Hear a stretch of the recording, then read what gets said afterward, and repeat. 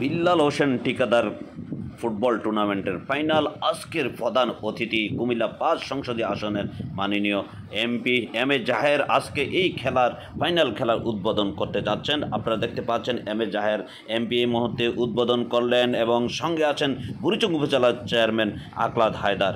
ইতিমধ্যে উদ্বোধন হয়ে গিয়েছে। আপনারা দেখতে পাচ্ছেন কুমিল্লায় এই ডাবল হুন্ডা কাপ এই প্রথম বিল্লাল হোসেন ঠিকাদার তিনি উদ্বোধন করলেন।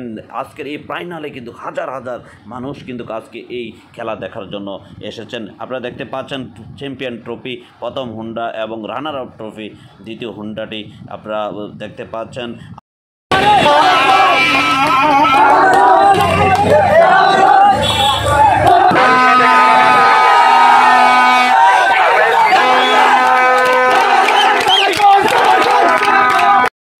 কুমিল্লার ছেলে ৭ নম্বর জার্সি পরিহিত খেলোয়াড় শাওন খেলতে চান বাংলাদেশ জাতীয় দলে। তার ক্লাব ভিত্তিক যেই দলগুলোর মধ্যে চয়েস সেটি হলো আবাহনী। ইতিমধ্যে বাংলাদেশের ফিফা ফেডারেশনের যে রেফারি জামাল হোসেন তিনি কুমিল্লা জেলা দলে খেলেছেন, বিভিন্ন লিগে খেলেছেন, এই মুহূর্তে রেফারির দায়িত্ব পালন করছেন। দর্শক এই মুহূর্তে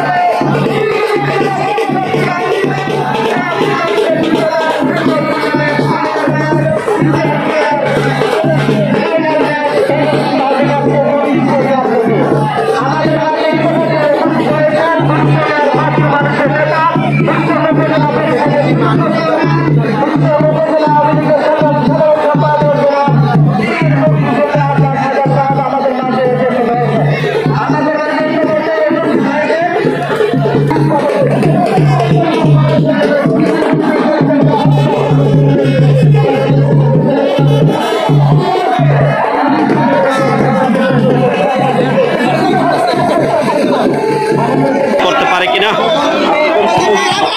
এবং বাঁচিয়ে দিলেন। আমরা দেখতে পাচ্ছি বেনজেমা কিন্তু আজকে একটি গোল করেছিলেন।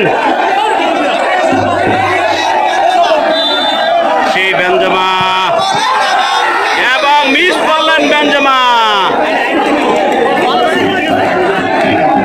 হয়ে গিয়েছে। আপনারা দেখতে পাচ্ছেন দ্বিতীয় শটটি করার জন্য এসেছেন।